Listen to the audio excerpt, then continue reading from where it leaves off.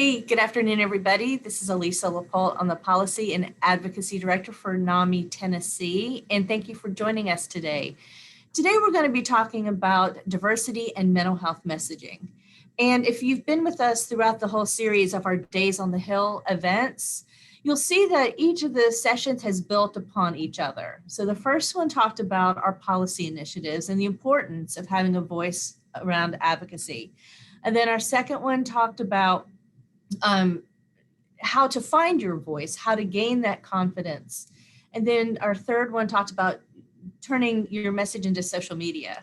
So today we are here to talk about messaging around mental health and the importance of diversity. So at NAMI Tennessee and at NAMI in general, we are committed to focusing on marginalized communities and talking about how mental illness affects different groups and how talking about that is a little bit different. So we're adding a new layer to the storytelling. And if you want to go back, if you haven't been with us for this journey of Days on the Hill, please visit our website at namitn.org. And if you go to our Days on the Hill page, you'll actually see a toolkit that you can download and write out your story. There are 7 steps where you can talk about how mental illness has affected you or your family member, what you've learned, what helped, what you want other people to know. And those are the steps that are involved with telling your story to policymakers. So this is just another layer to that. So when we talk about marginalized communities, we mean those communities that have been pushed to the side. And for today's discussion, we're going to talk about people in the African-American community and the LGBTQ plus community, because we're seeing that mental health challenges are a bit different than for those of us who are heterosexual and white. For instance, we find that the LGBTQ community has a higher prevalence of mental health challenges, whereas for African Americans, access to care is a critical issue. So again, the idea is to use these statistics in your discussion around mental health challenges with legislators. We're going to hear from Representative Eddie Mannis. He's going to be joining us a little bit later. He's in a committee meeting right now at the Capitol. He was the first openly gay candidate elected to the Tennessee legislature. And then we'll also hear from Tennessee State University student Passion Ray. And she's African-American and lesbian, so she can talk about the importance of speaking up. And she's in 2 marginalized communities, and she has experience speaking to legislators about foster care. She grew up in the foster care system and has a very compelling background. One of her professors recommended her to me just because of her courage in speaking to legislators. So I want to see if Jeff Flayden is here, because I wanted him to chat a little bit about NAMI Tennessee and our commitment to focusing on and broadening our attention on diverse communities with mental health. Jeff, are you here? I am, yes. Okay. Thank you. And first of all, kudos to Alisa LaPolt for putting together not just today's topic, but this entire series. And as she said, if you hadn't had a chance to check it out, go to namitn.org and take advantage of the videos and toolkit and other materials that are there. And what's important is that our voices matter, and we want to give you tools and encouragement, which you may use for other causes as well. So thank you all for taking the time today and allowing me a couple minutes. So I will say, first of all, that I've thought that mental illness may be also a marginalized group and often out of the conversation. And some people have called it the last civil rights issue. And I would say in my 8 years with NAMI, we have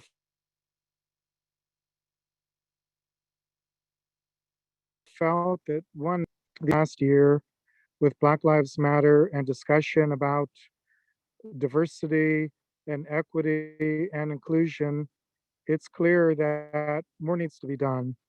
And it's not actually new for us. We actually did some work as a board with our affiliates and affiliate leaders and staff on a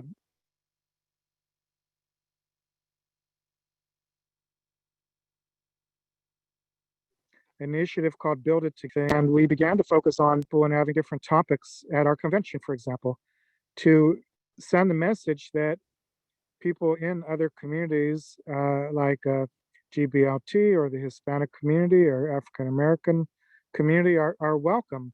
And we've continued with training in the most recent convention and with our Facebook Lives. We've looked for diverse speakers and topics that show a commitment to diversity, equity, and inclusion. So I think this is really important. And I've been really gratified about the openness of NAMI uh, volunteers and leaders in Tennessee to this. And I'd say that I'm not pointing fingers at anybody that somebody was not open, but we are a reflection of our times in our society, which there is evidence that the mental health community as a whole has not been as sensitive as it needs to people from diverse backgrounds and situations and characteristics. And so I'm glad we're working in this area, and I'm very glad to see the program that Alisa put together and the strong interest from participants that are here today. So thank you very much for allowing me to share a couple words. Great. Thank you, Jeff. Thanks for being here. So I'm going to share my screen for a second. I'm going to show you this resolution. This is the NAMI Board of Directors. This is our national group against racism. Now, this was approved in June 2020 following the George Floyd trauma and the protests that were taking place across the country. And it really speaks to the prevalence of mental illness and our commitment. Here we talk about racial discrimination or pervasive and persistent can result in toxic stress and trauma. And, people of color experience pain, trauma, and disrespect at the hands of our nation's healthcare, criminal justice, and other systems. And we're going to talk about that a little bit later. We're committed to the principle that all individuals, including communities of color and people with mental illness, should be treated with respect and dignity and deserve equitable health outcomes and full inclusion. We have a similar resolution that was passed in 2017. This is against LGBTQ discrimination. We know that the youth and young adults who identify in this community experience higher rates of mental health conditions such as depression and higher rates of suicide attempts. And this statement, we oppose any policy or legislation, that would discriminate against people in this community. So we're going to provide these statements on our website following this presentation. So let's see, let me get back here. There we go. Okay. So we have with us today Mary Sims, who is our regional coordinator for both East Tennessee and West Tennessee. And I asked her to join us today. So what Mary does as regional coordinator is she works with our affiliates in the two parts of the state, work with leadership, helping them with support groups, classes, and I asked Mary to be here so she can talk from her perspective on why it's important as a member of the African-American community to talk about mental illness. Mary, can you unmute yourself? Okay, can you hear me? Yes. Okay, good afternoon, everyone. Thank you again for having me. And I just want to say right off the top, I appreciate so very much. I applaud the stance that NAMI takes on racism and equal treatment. As a new employee of NAMI Tennessee, this is very important to me. It's important to me in every aspect of my life. We have long been marginalized as African Americans, and we oftentimes there's a lack of trust, and it's founded. It is founded because of the history that with unequal treatment. And if you are familiar with the Henrietta Lacks case, where her cells were used as research. I mean, she was dying and they used that. So that's one of the reasons that there's such a lack of trust. Also, the Tuskegee experiment, where you had African American men that were injected with syphilis and they were not treated properly. They were used as experiments. So I can understand why there's a lack of trust. You have so many African Americans that don't want to go to therapists. They don't want to even go to doctors. Also in the faith community, many times we're taught that we can pray it away. Mental illness is a brain disorder. As a woman of faith, I believe in prayer, but I also believe in healing in process. Therapy is a part of healing. So this is one of the things that I try to stress in the African American community, those that are lacking trust. We have to get away from that. It's just, but like I said, it's historic. And until we can change that and eradicate a lot of the stigma, it's going to continue. But education is the key. Great. I mean, Mary, you make a lot of really great points. Here's one statistic that NAMI provides. One study shows that 63% of Black individuals believe that a mental health condition is a sign of personal weakness. And because of the history that you mentioned in terms of like the medical research involving, Henrietta Lacks, there is a distrust. Also, there's studies that show there's provider bias. I mean, there are not a lot of mental health professionals who are of color. And here's something that was kind of eye-popping to me. Black men are more likely to receive a misdiagnosis of schizophrenia when they're exhibiting symptoms related to mood disorders or PTSD.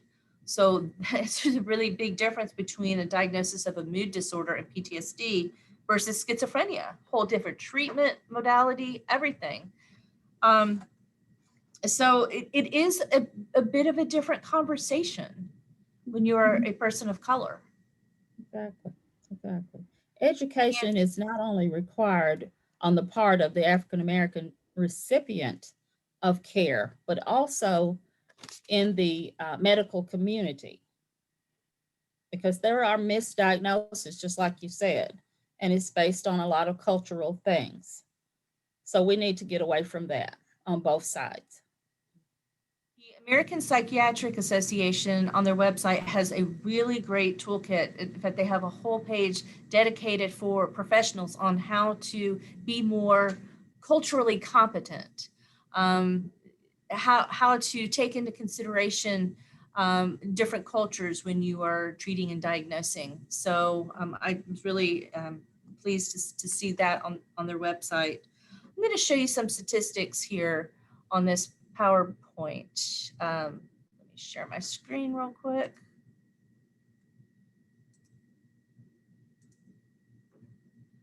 Okay. Let me get this down. Okay. So again, this is just a reminder that we are committed to broadening our advocacy and focus on these marginalized communities. And statistics are critical in telling your story. So let's look at some of these statistics. And I have to thank my intern, Katie, for pulling this together for me. So African-American females in grades 9 through 12 are 70% more likely to attempt suicide compared to their non-Hispanic white females. That's stunning. And another big issue is access to healthcare. That is a critical component when we talk about mental health in the Black community. Access to health insurance is lower in that community. The uninsured rate among this population is 9.7% compared to 5.4% in the white population. And unfortunately, Tennessee is one of about, I think it's 14 states that has not expanded its Medicaid program to more low-income individuals, and that disproportionately affects African Americans. So this statistic is important. Oops, hold on, let me go back here. In states like Tennessee that have not expanded Medicaid, or in our state TennCare, African Americans and other people of color are more likely to fall within a coverage gap. So there's roughly 300,000 people in Tennessee that don't qualify for TennCare because they make a little bit too much money, but yet not enough to purchase or obtain health insurance elsewhere. So that means they don't have access to mental health care either. So we also know that the treatment rate among U.S. non-Hispanic, Black, or African-American adults with any mental illness was 32.9%, but yet it's 50%, over 50% for those of us who are white, non-Hispanic. So that says a lot. Again, not only the prevalence, but the lack of access to care is something that we need to be discussing as we tell legislators our story. So, Mary, do you want to add anything or? Well, one last thing is oftentimes we as individuals think of doctors, physicians as being authority figures. And in the older population, African-American population, they have a tendency to not ask questions. Education is important. We need to ask questions about our bodies, about what's going on with us. So we need to get away from that. That's one of the things that is a problem. That's a really good point. I wanted to see if Passion Ray was with us yet.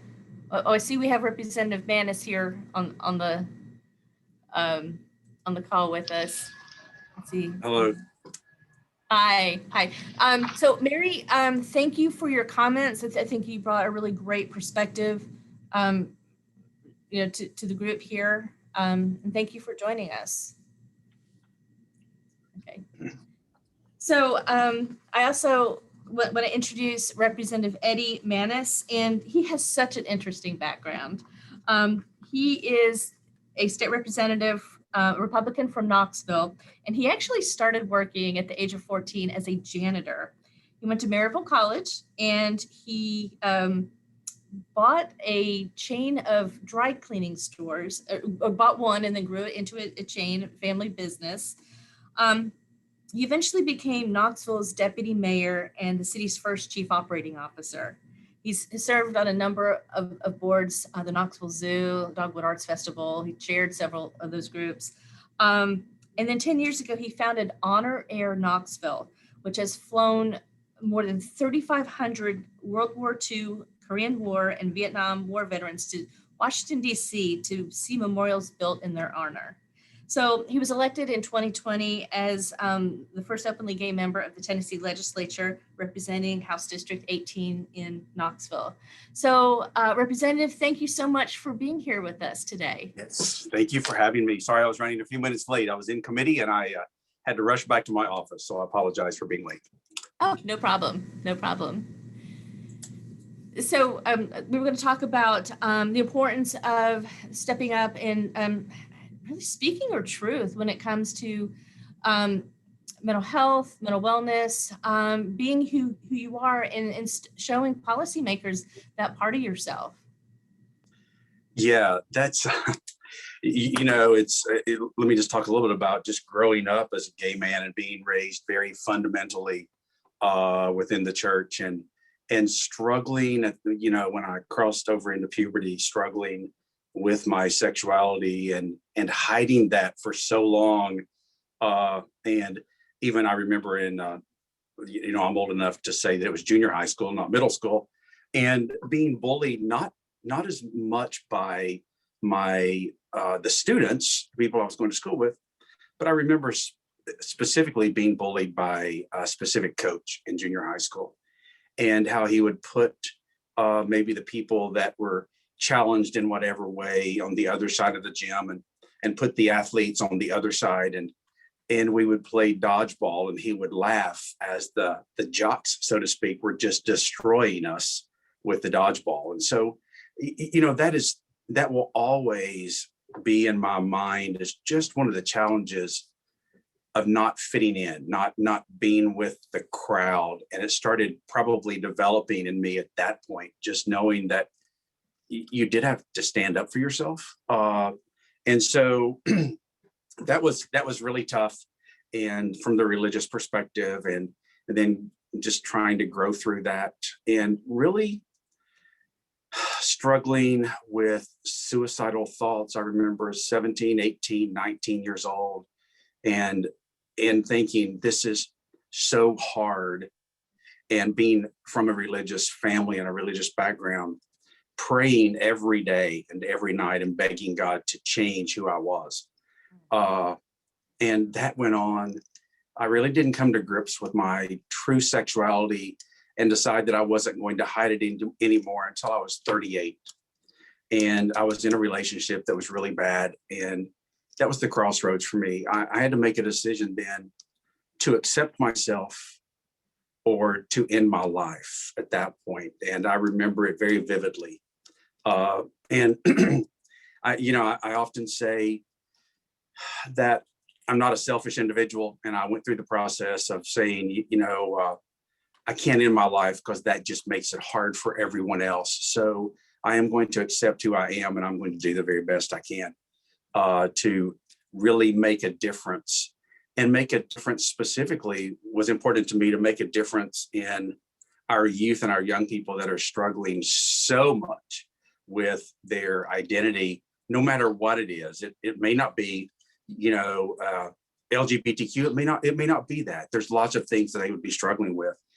And, I would say, in my mind, my message to them is, and I just wrote it down right as I came in, is hang on. I don't know that it gets easier, but I think you learn to cope with it more and reason through it and understand that there are all kinds of people, and not everybody has to love you. Not everybody has to accept you. And trust me, going through 2 campaigns, because I ran for city mayor of Knoxville in 2019. And if you really want to know that not everybody has to love you and not everybody has to accept you, just go through a couple of campaigns like I've been through, and you'll see that there are cruel people in the world, but that's not the majority of the people. And it's important that you keep focused on that.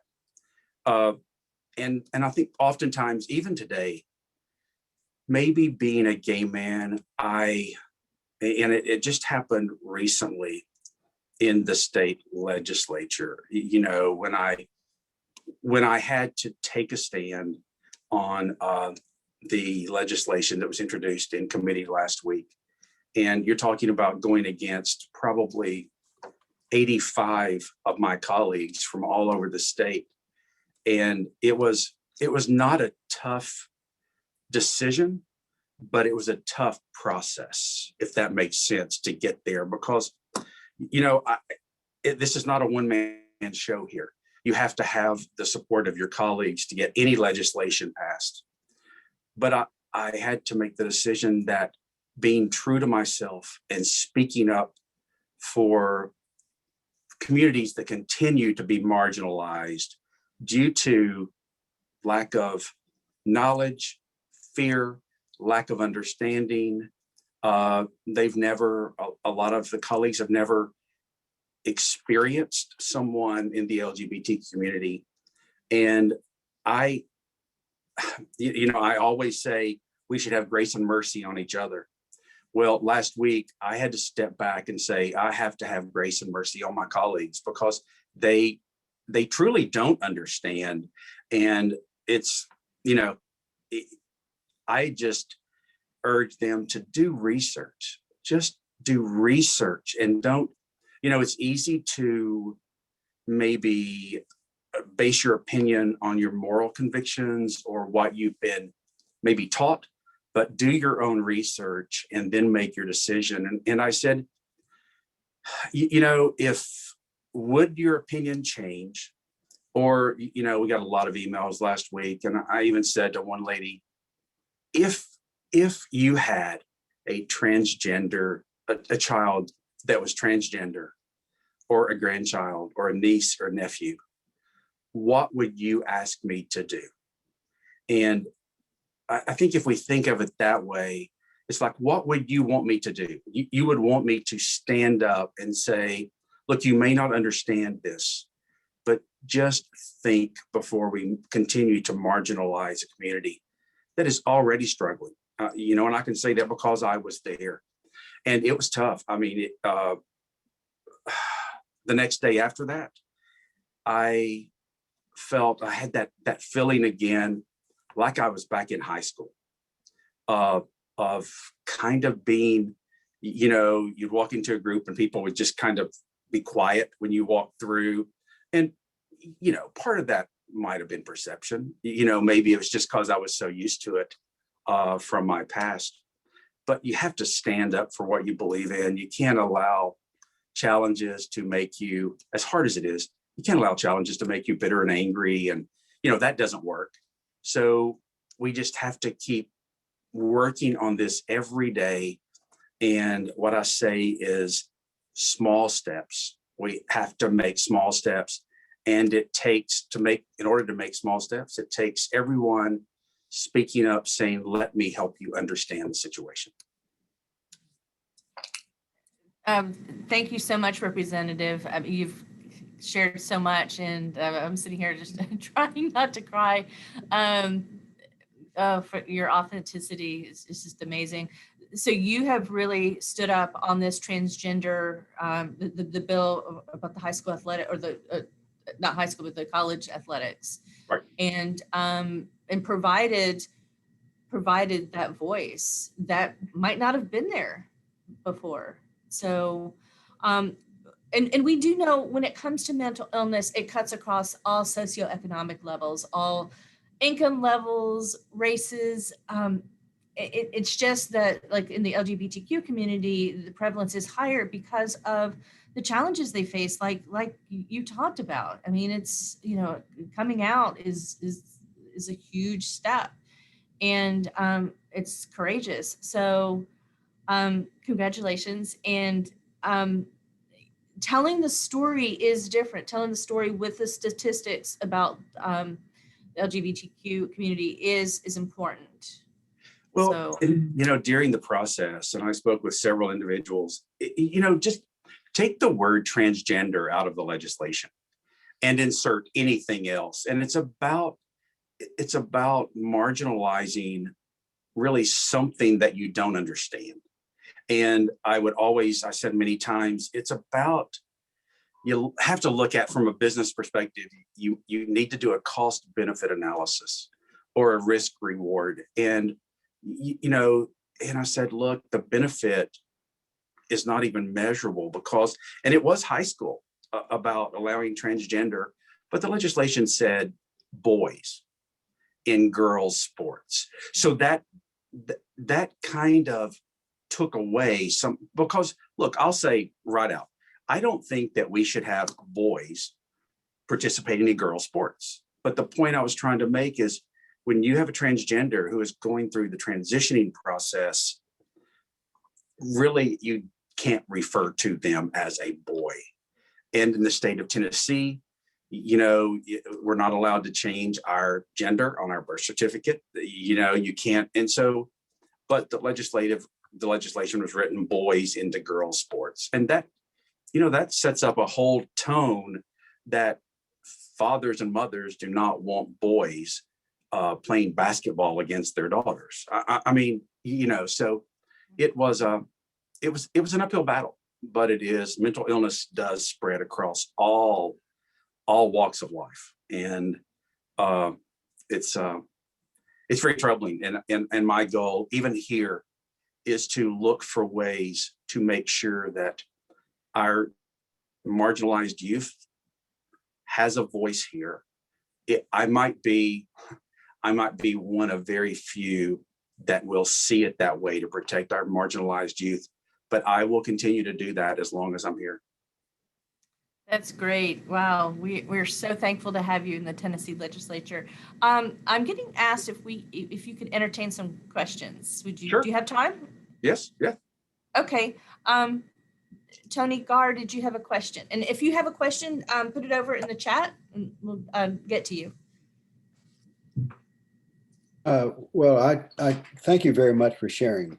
I have a daughter who's also gay, and so it meant a lot to hear you say that. But I also know that you're a very successful business person, and so you've had to overcome quite a bit to be as successful as you are. Maybe if you could talk about that, that'd be helpful, I think, for us to know.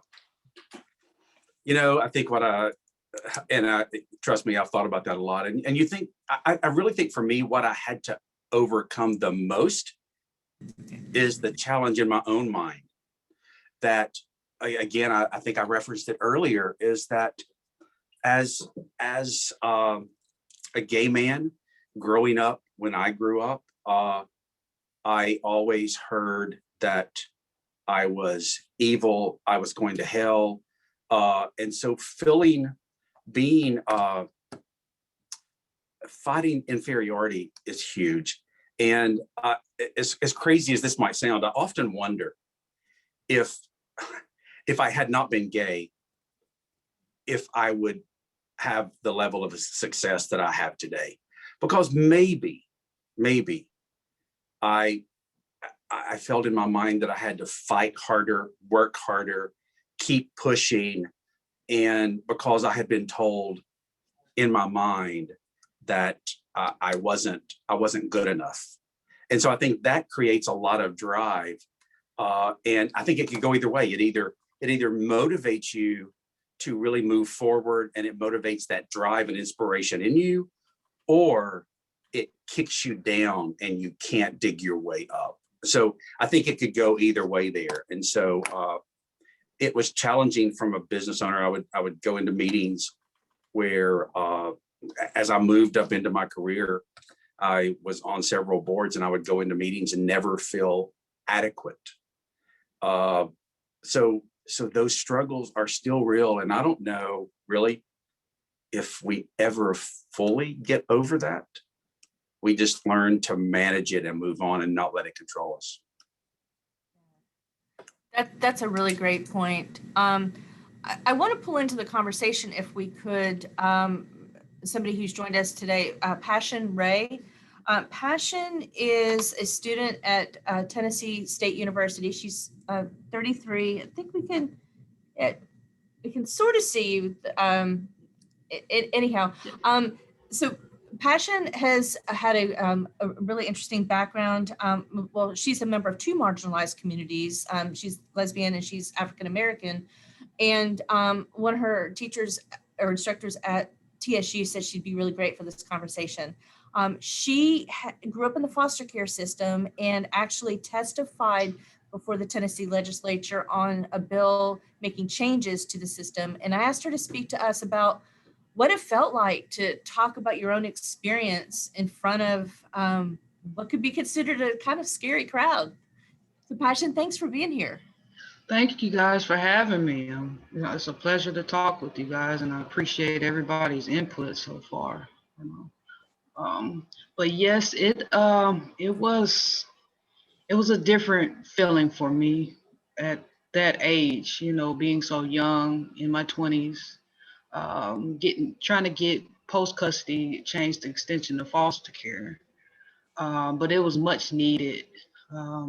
especially how the youth and young adults were just, when they turned 18, they pretty much were on their own, and some didn't have parents, some didn't have guidance, some didn't have the support that they needed to, get to the next level of transitioning, into adulthood. Everybody's just not that fortunate. Um, but I was able to meet Senator Thelma Harper. She did a lot of mentoring with me. She even took me to, a restaurant and had, food with, we ate and everything like that, and just shared conversation. And she let me know that I could go to college, coming from a poverty-ridden area environment. That just is not is a very slim chance, you know. Um, so from there, I just advocated for youth in foster care and went to college. When I went to college, before I went to college, I found out that transcripts wasn't available to me.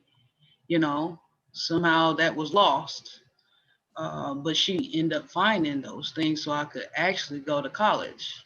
You know, coming out of the foster care system. So, and then after that, it was a trickling effect because other people were in the same boat as I was. So she was a great help. And my mom, I did have a parent in my life as well. Um, but yeah, the system is not made for us as Black people, and to be a lesbian on top of it, it really puts stigmas and stereotypes on us. People do not look on the inside, they're looking at the outside instead of getting to know people. If we do that, then we will get a clearer picture of who someone really is. You can't you cannot read a book by its cover, you know. So I think people in positions and different stuff like that, as far as representatives, they can come down off their positions and actually meet people where they are and encouraging them and lift them with their recognition that they have. I think the world will be a better place, because some people isn't, doesn't have the opportunities or the privilege, let me say is that the privilege to get to the places that some have achieved, but still we're not any better than anybody else. So, You see, I Pat, didn't even say it. Huh? I was gonna Passion. say I didn't say. Mhm. Oh, go ahead. You go ahead and finish. Yes, I'm I here. just okay. I was going to I was mention gonna that. say. Uh-huh. Mhm. You go I'm ahead. sorry. You Go ahead. go right ahead. When I do reach my, the level that I'm trying to get to, I'm going to make sure I come back down and I help people, because I can't take the money with me. I can't take the position with me. I can't take anything with me, but I can leave something for the next generation, and encourage them, even the homeless out there. I have empathy for them. I don't know how they got out there, but God puts it on my heart to at least feel for them, you know, however that it happened. And people with mental health issues, they have to be encouraged. It's okay to encourage people and not look down on them, especially when we know the system that we have that is not designed for African American people. Then it pits us against each other as well, because this one is mad because this one is here and that. It's just, we have to come together. We're here all together. Something, a disaster happens, we all have to put our minds together and try to fix it. Yeah, so I'm going to just jump in here and I think most people probably know this, but Senator Thelma Harper was the first African-American female state senator in the state of Tennessee. And she also was the first African-American woman to serve as the chair of the Senate Government Operations Committee. So when Passion and I were talking yesterday, she was telling me how Senator Harper helped her, like Passion said, helped her basically inspire her to get into college. And now we've got this wonderful advocate, Passion, and she just graduated with her BSW from Tennessee State, and she's going for her MSW now.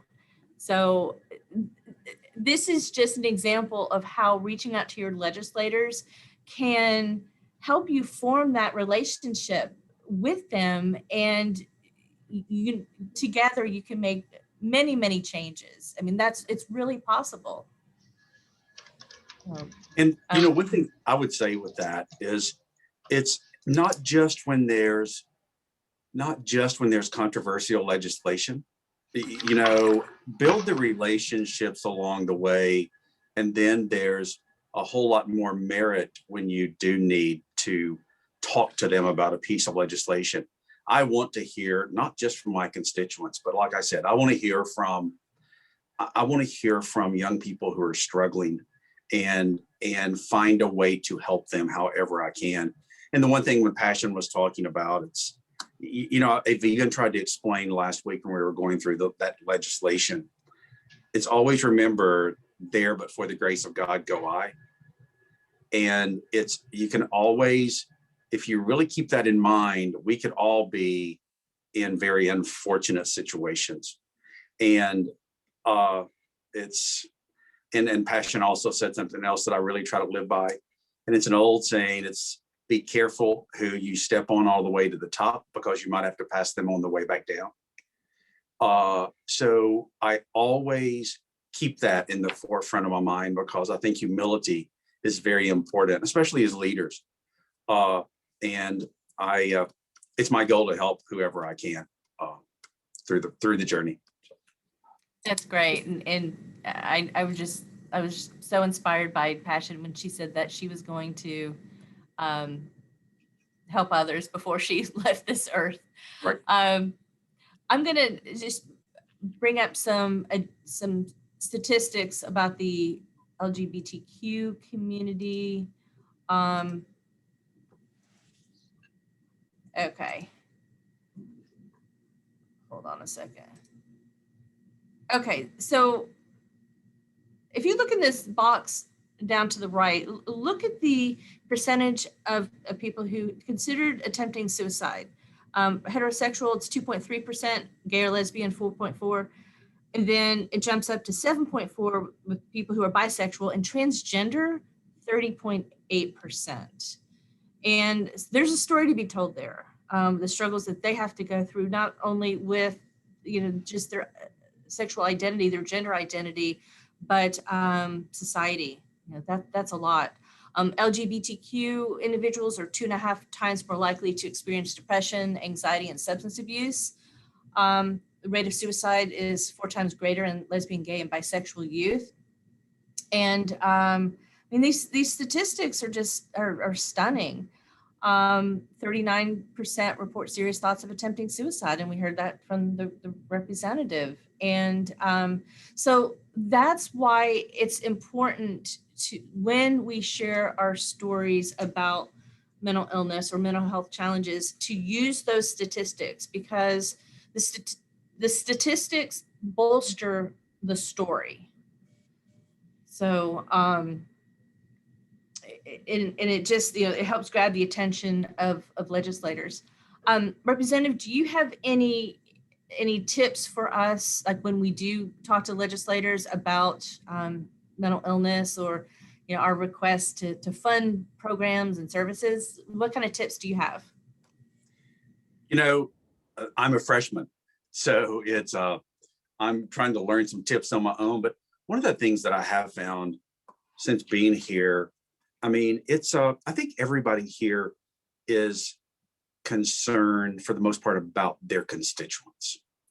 And it doesn't do a lot of good for me to talk about what I see within District 18 in Knox County, because if you have legislators that are in Hohenwald or Dyersburg or in more rural areas, and they don't hear firsthand from their own constituents about the concerns, that's what needs to happen.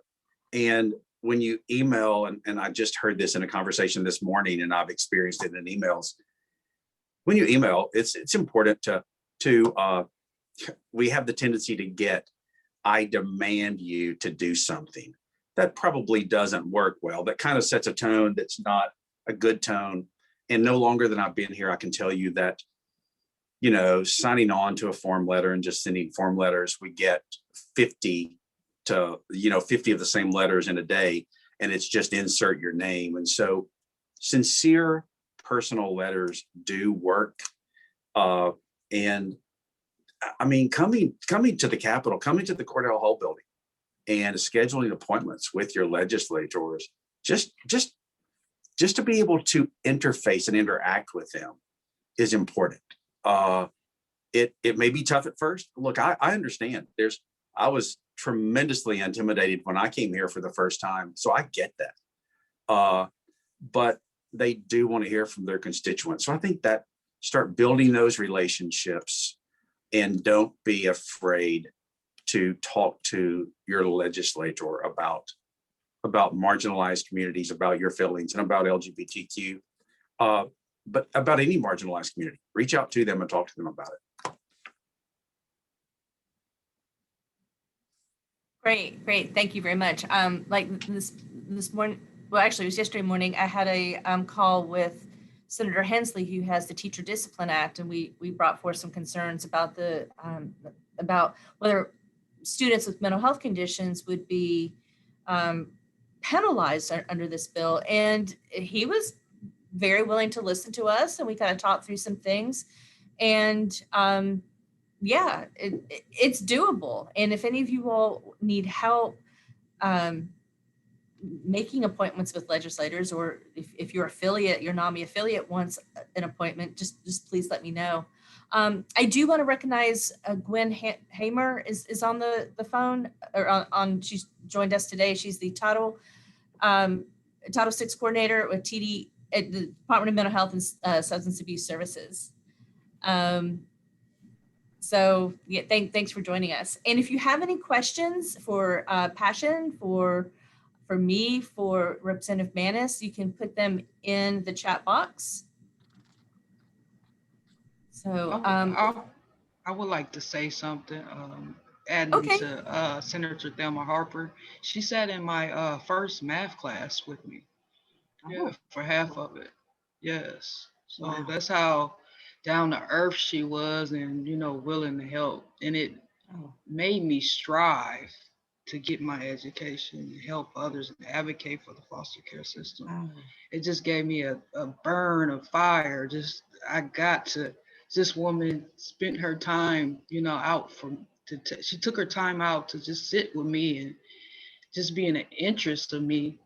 And it helped me get up days, where I was in pain and, sluggish. And it just drove me to just helping somebody just the way that she did. And just really understanding that she didn't have to do that. And I would like to thank Representative Mannis as well. Thank you for all your insight, because I'm really soaking that in. Thank you, Passion. Thank you for your strength. Thank you. Welcome. So what we're hoping to do here moving forward is grow an advocacy movement around marginalized communities. And I did reach out to the, I think it's the Tennessee Equality Project. And Chris could not be here today. He had a committee meeting. He's watching a bill. But I would love to partner with other groups. If any of you all have any suggestions on groups that we should collaborate with to bring more attention to these marginalized communities, please let me know. You can put it in the chat box, or I will also give you my email address. You can send it to advocacy@namitn.org. So yes, so Representative Mannis, do you have any suggestions on groups that we could start working with on some of these mental health issues? Let me think about that. I made a note, and I also want to leave my email address in case anyone wants to reach out to me, and I will help however I can if anybody wants to, any kind of questions you may have. And that is eddie@eddiemannis.com. It's EDDIE at Eddie Mannis, MANNIS.com. That's it. Roger has it. Great. Thank you.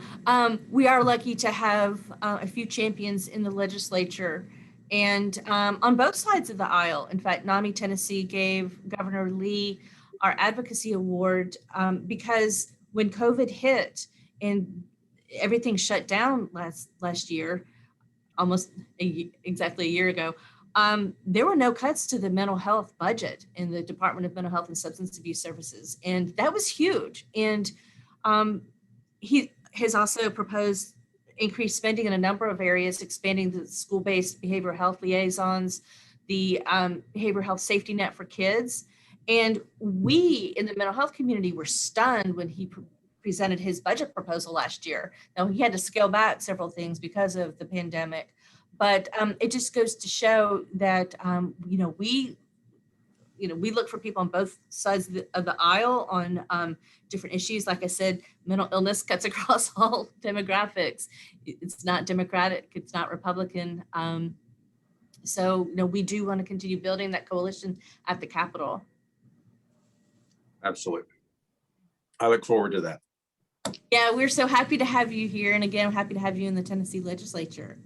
Thank you. So I'm going to see if there's any last questions for Representative Mannis before he leaves. We've got just a few minutes left.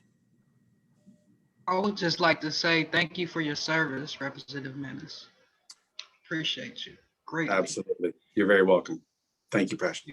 This is Gwen Hamer. I would like to say to both of you, Representative Mannis and the young lady, Passion.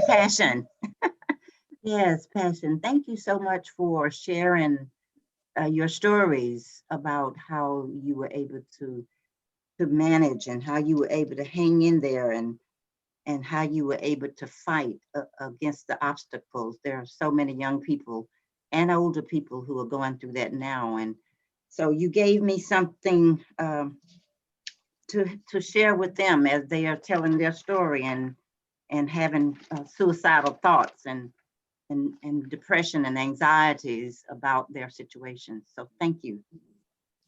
Absolutely. You Very are welcome. welcome. I have something to say about anxiety and the depression. Self-love is rarely talked about, but it's very prominent and needed. It's a dire need.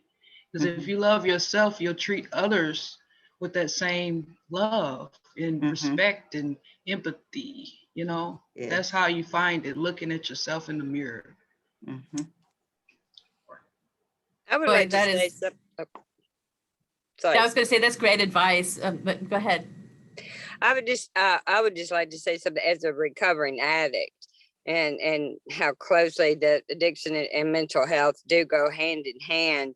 And so many times, speaking of self-love, that, we tend to just be so terribly afraid of when we have, a mental illness. We don't have self-love, and we do tend to just self-medicate. And so they go so closely in hand, and it's just, the two need to work a little bit closer together. It's so easy to dismiss a substance abuse as a drug problem when it's so much deeper than that. And so I know the department that the mental health and substance abuse work together closely, and it's a wonderful thing. And I use the resources all the time. Right. It would just be nice if we could just even work closer. Yeah, definitely co-occurring disorder. It's like, which is the underlying condition? Is it the mental illness? Is it the substance use disorder? And Does it matter? Exactly. They both need to be treated together as opposed to separately. So, Absolutely. and we've been seeing more and more of that, definitely in the past decade. That recognition, not only from the mental health and substance abuse community, but from the policymaking community. Exactly. That's what I'm saying. Does the money have to be segregated? Right. It's still, the substance use disorder is still, it's a mental health condition. So. Yes, Yeah. exactly. Yeah. Well, great. Well, we have a couple more minutes left. Anybody else want to ask any questions? I think we have a poll that we want you guys to fill out before we leave. I'd love to hear about what you think about this session. We're trying to figure out where we go from here. It's been a almost a month-long Days on the Hill event. And so we want to capitalize off this momentum and see where we can go. So if you could fill out the poll, that would be great.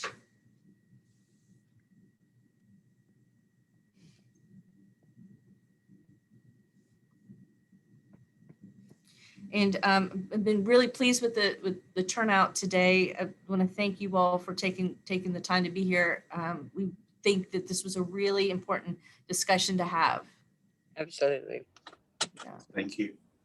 Yeah. So, I don't know if Jeff Fladen is still on the call, or Executive Director. If he has any.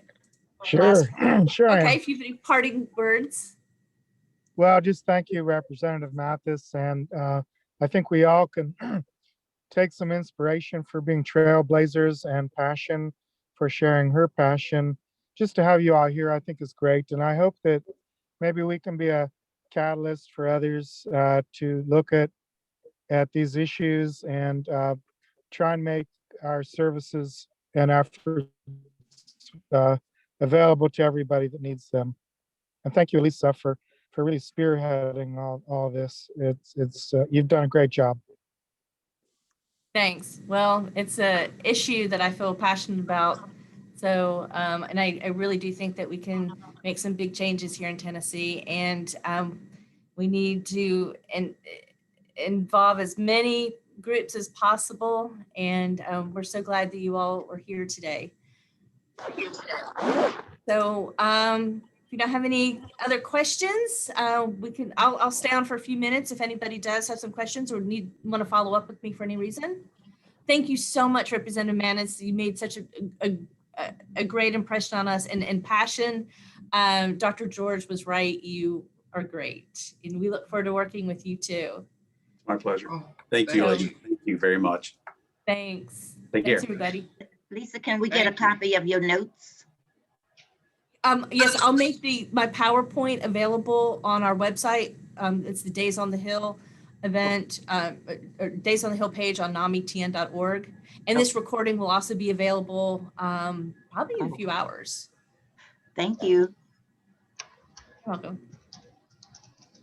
Okay, well, thanks a lot, and we appreciate your participation today. Next week will be our final event of our Days on the Hill series, and it's gonna be kind of casual. We're gonna have a conversation with faculty members and college students talking about how to build a youth mental health movement, youth advocacy. So if you know of any college students who might want to get involved, send them to our website to register. We really, like I said, want to involve more people in mental health advocacy. So if you're already registered for this event, you're registered for that one. We'll send out another Zoom link so you can attend that. And thank you so much. We appreciate your attendance. Bye. Thank you. That was really good. Bye. Bye.